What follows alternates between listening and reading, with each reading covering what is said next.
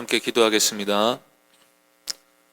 하나님 아버지, 오늘도 변함없으신 얼굴을 들어 우리에게 비추어 주시니 감사드립니다.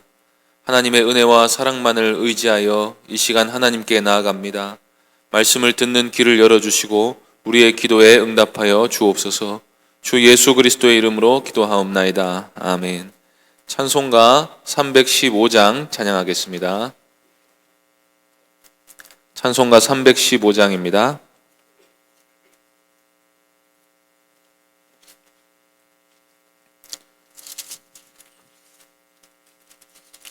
찬송가 315장 함께 찬송하겠습니다. 내 주 되신 주를 참 사랑하고 곧 그에게 죄를 다고 합니다.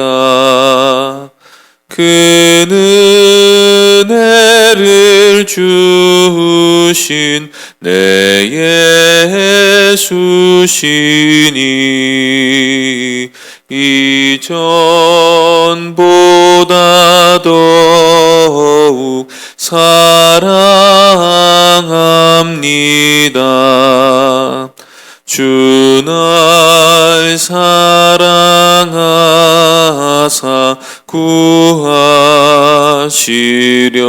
구하시려고 저 십자가 고난 당하셨도다. 그가 시관 쓰신 내 주 배우니 이전보다 더욱 사랑합니다. 내 평생에 힘쓸 그 큰 의무는 주 예수의 덕을 늘 기림이라. 숨질 때에까지 내 할 말씀은 이전보다 더욱 사랑합니다. 그 영광의 나라 나 들어가서 그 풍성한 은혜 늘 감사하리. 금면류관 쓰고 나 찬송할 말 이전보다 더욱 사랑합니다.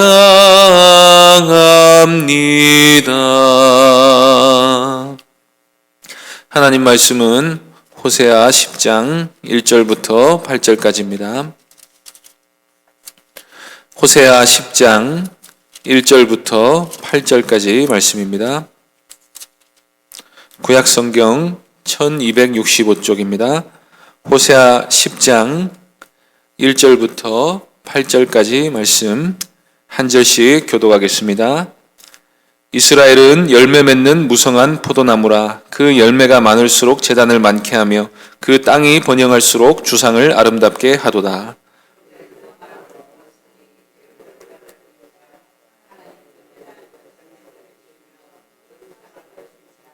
그들이 이제 이르기를 우리가 여호와를 두려워하지 아니하므로 우리에게 왕이 없거니와 왕이 우리를 위하여 무엇을 하리요 하리로다.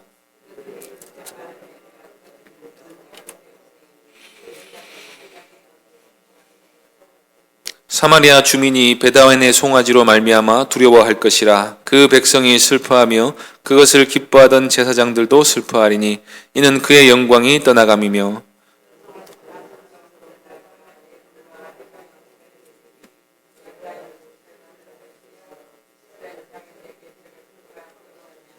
사마리아 왕은 물 위에 있는 거품같이 멸망할 것이며 이스라엘의 죄 곧 아웬의 산당은 파괴되어 가시와 찔레가 그 제단 위에 날 것이니 그때에 그들이 산더러 우리를 가리라 할 것이요 작은 산더러 우리 위에 무너지려 하리라. 아멘. 이 시간 두 마음을 품었으니 라는 제목으로 하나님 말씀 전하겠습니다. 하나님은 사람에게 충성을 요구하십니다. 충성된 마음이 선한 마음이지요. 한 사람이 두 주인을 섬길 수 없습니다. 기회에 따라 마음이 변하는 사람을 우리는 신뢰할 수 없는 사람이라고 합니다. 그래서 사람이 두 마음을 품었다는 것은 그 마음이 간사하다는 것을 뜻합니다. 간사한 마음이 부패한 마음입니다.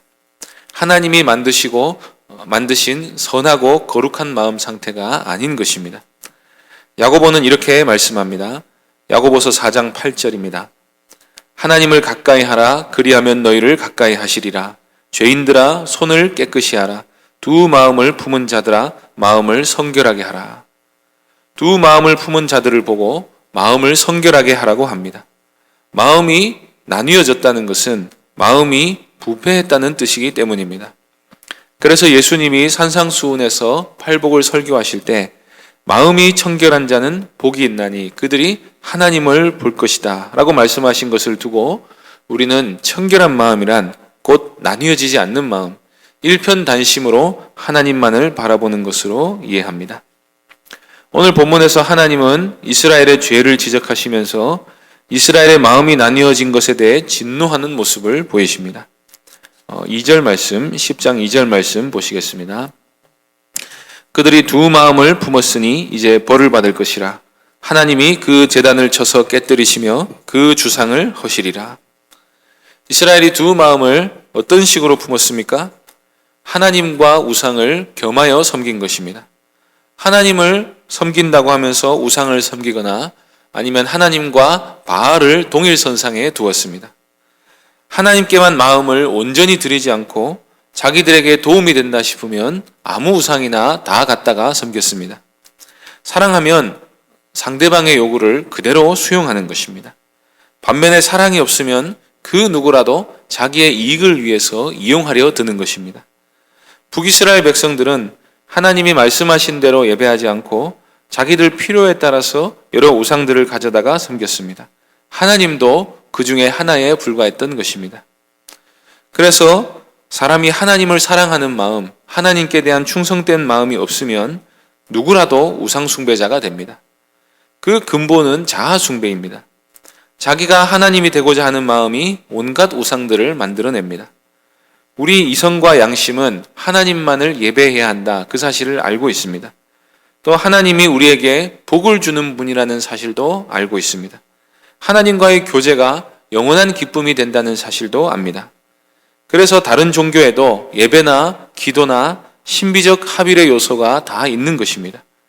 그런데 사람이 하나님이 주시는 온갖 은사들은 좋아하면서도 하나님의 명령에 순종하기는 싫어합니다. 그래서 마음이 나뉘어지는 것입니다. 예컨대 복음은 좋아하지만 율법은 부담스러워합니다.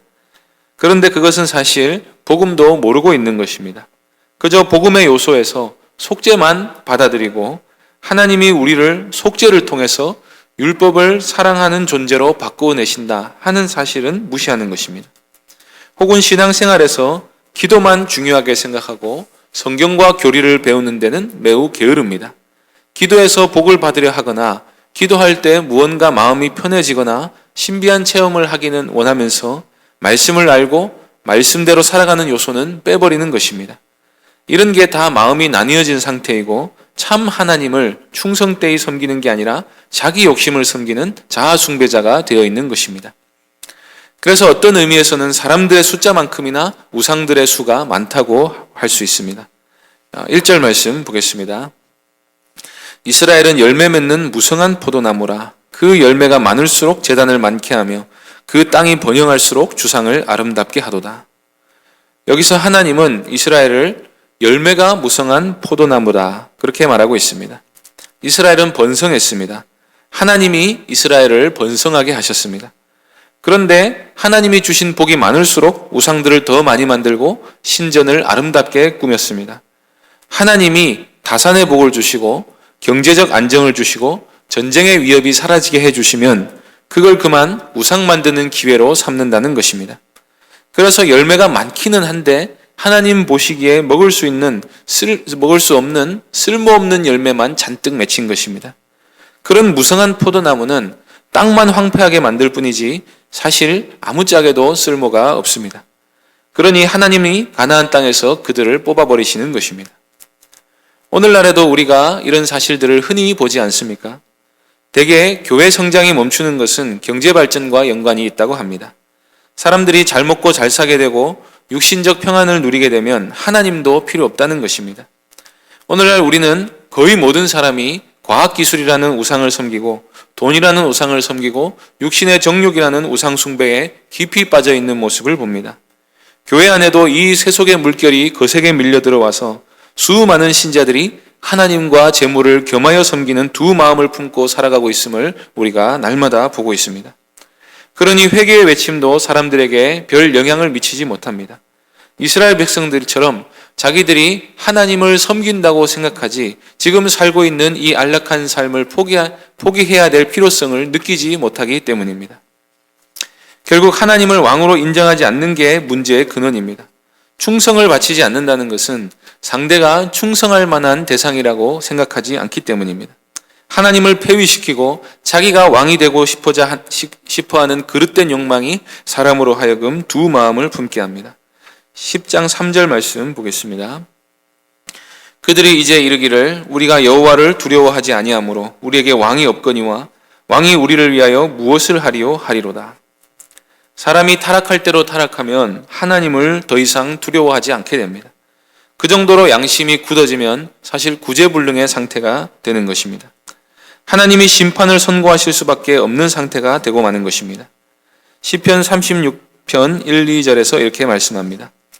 악인의 죄가 그의 마음속으로 이르기를 그의 눈에는 하나님을 두려워하는 빛이 없다 하니 그가 스스로 자랑하기를 자기의 죄악은 드러나지 아니하고 미워함을 받지도 아니하리라 함이로다.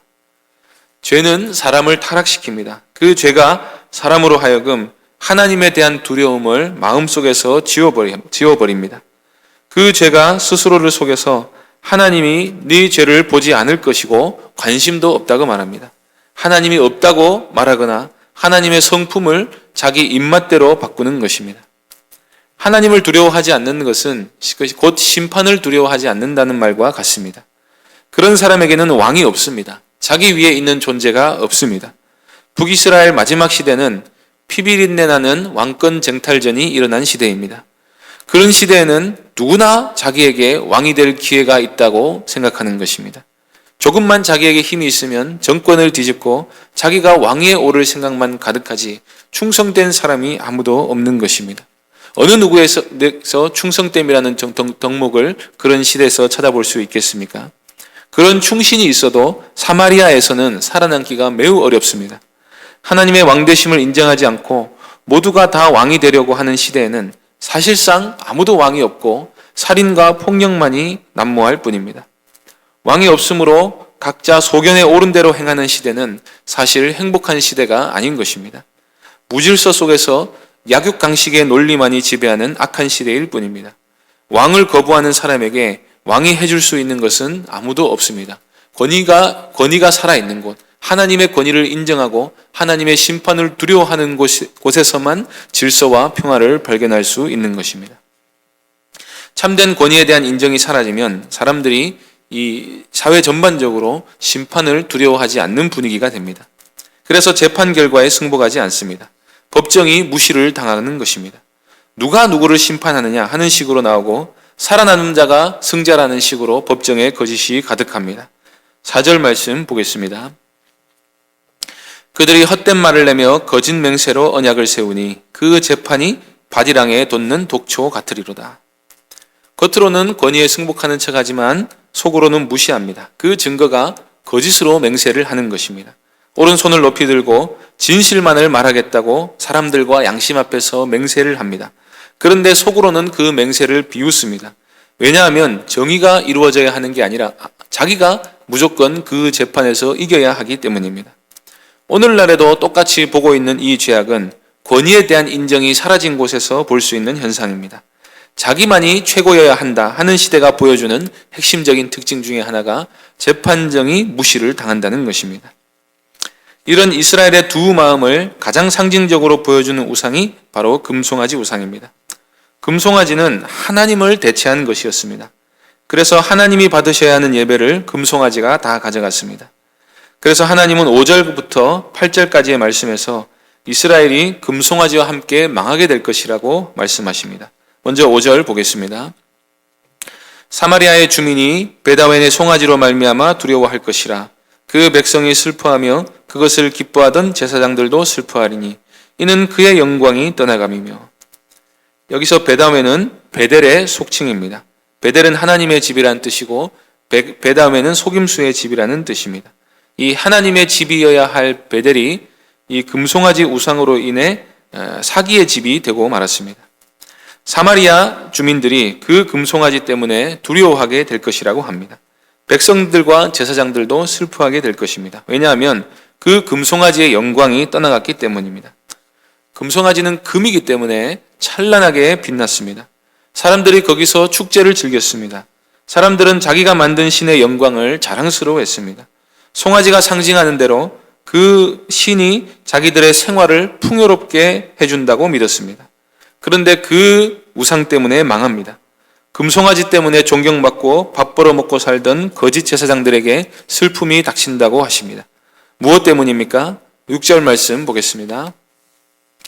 그 송아지는 아수르로 옮겨다가 예물로 야레방에게 드리리니 에브라임은 수치를 받을 것이요 이스라엘은 자기들의 계책을 부끄러워할 것이며. 그 위대한 이스라엘의 수호신이 아수르 왕에게 예물로 바쳐진 것입니다. 야렙 왕은 성경 관주 하단에 보시면 싸움의 왕이라고 되어 있는 것을 보실 수 있습니다. 당시의 전쟁의 왕은, 싸움의 왕은 아수르 왕입니다. 자기들의 신을 예물로 바치는 나라, 자기들의 신을 스스로 예물로 바치는 나라가 어디 있습니까? 진짜로 믿으면 그럴 수 없습니다. 그 신에게 위기에서 건져달라고 구해야 합니다. 그러나 그 금송아지는 참 신이 아니라 여로보암이 만든 계책에 불과했기 때문에 금송아지가 팔리게 됩니다. 이 금송아지가 팔릴 때 이스라엘은 부끄러움에 낯을 들지 못하게 될 것이라는 말입니다. 헛된 것을 이때까지 좋다고 섬기고 있었기 때문입니다. 금송아지는 그래도 금이니까 금으로서 값어치는 있습니다. 그러나 그 금송아지를 섬기던 자들은 금송아지가 팔려갈 때 함께 망하게 될 것입니다. 헛된 것을 숭상하는 자는 헛된 존재가 되어버리기 때문입니다. 7, 8절 말씀 읽겠습니다. 사마리아 왕은 물 위에 있는 거품같이 멸망할 것이며 이스라엘의 죄 곧 아웬의 산당은 파괴되어 가시와 찔레가 그 제단 위에 날 것이니 그때 그들이 산더러 우리를 가리라 할 것이요 작은 산더러 우리 위에 무너지라 하리라. 사마리아의 왕은 물거품처럼 사라지는 것처럼 망할 것이고 베델의 산당은 파괴되고 말 것입니다. 그때 이스라엘이 당할 환란이 어찌나 극심한지 사람들이 차라리 산이 자기들 위해 무너져 죽었으면 좋겠다, 그렇게 생각한다는 것입니다. 차라리 산사태에 깔려 죽는 것이 덜 괴로운 일이 될 정도로 아수르의 만행을 당하게 될 것이기 때문입니다. 로마서 1장 21절에서 23절 말씀은 우상숭배의 어리석음을 이렇게 말씀합니다. 하나님을 알되 하나님을 영화롭게도 아니하며 감사하지도 아니하고 오히려 그 생각이 허망하여지며 미련한 마음이 어두워졌나니 스스로 지혜 있다 하나 어리석게 되어 썩어지지 아니하는 하나님의 영광을 썩어질 사람과 새와 짐승과 기어다니는 동물 모양의 우상으로 바꾸었느니라. 우상 숭배자는 스스로를 높이고 자기에게 지혜가 있다고 생각합니다. 여로보암이 금송아지를 만들어 놓고 나는 머리가 비상하다면서 얼마나 뿌듯해했겠습니까? 그런데 그같이 어리석은 짓이 없었던 것입니다. 하나님을 알면서도 하나님께 영광 돌리지 않는 것, 간사한 두 마음을 품고 하나님께 사랑과 충성을 바치지 않는 자는 그 생각이 허망하여집니다. 마음이 어두워져서 저주 아래에 있는 것도 깨닫지 못합니다. 하나님을 하찮은 짐승의 모양으로 바꾸어 버립니다. 우리가 얼마나 약하고 미련한 존재인데 스스로를 높이고 스스로를 자랑한단 말입니까? 그런데 사람들이 하나님을 버리고 그렇게 어리석게 살아갑니다. 사랑하는 성도님들, 범사에 하나님을 인정하는 게 지혜인 줄 믿습니다. 하나님을 경외하는 게 지혜의 근본입니다. 두 마음을 품은 자여 마음을 성결하게 하라 하신 야고보서의 말씀을 기억합시다. 하나님을 내 유리한 대로 이용하려 하고 하나님의 영광이나 말씀에 순종하는 것보다 자신의 유익만을 구했던 죄가 있지는 않았는지 우리 자신을 돌아보기를 원합니다. 그래서 여호와께로 돌아가자 하고 외친 호세아 선지자의 외침에 날마다 응답하는 삶을 사는 귀한 역사가 있으시기를 바랍니다. 기도하겠습니다. 하나님 아버지, 우리가 하나님 앞에 마음이 성결하기를 원합니다. 우리가 품은 두 마음을 깨끗하게 씻기를 원합니다. 하나님 아버지, 이 시간 우리의 영혼에 찾아와 주셔서 하나님의 의대로 우리 죄를 모두 씻으시고 일편단심으로 주만 바라보게 하여 주시옵소서. 우리 자신의 정욕을 섬겼던 모든 우상들을 치워버리고 하나님의 말씀대로 하나님을 예배하는 귀한 은혜가 우리 가운데 있게 하여 주옵소서. 주 예수 그리스도의 이름으로 기도하옵나이다. 아멘.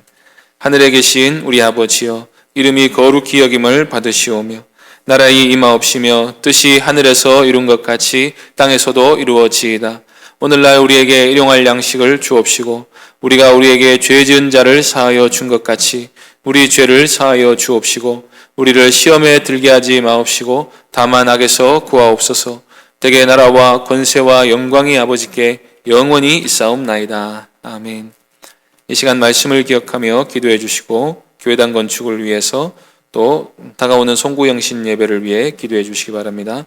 또 병중에 있는 성도들과 또 연말에 또 이 추운 겨울날에 고통 중에 있는 여러 이웃들을 위해서도 기도해 주시고 개인적으로 기도하시기 바랍니다.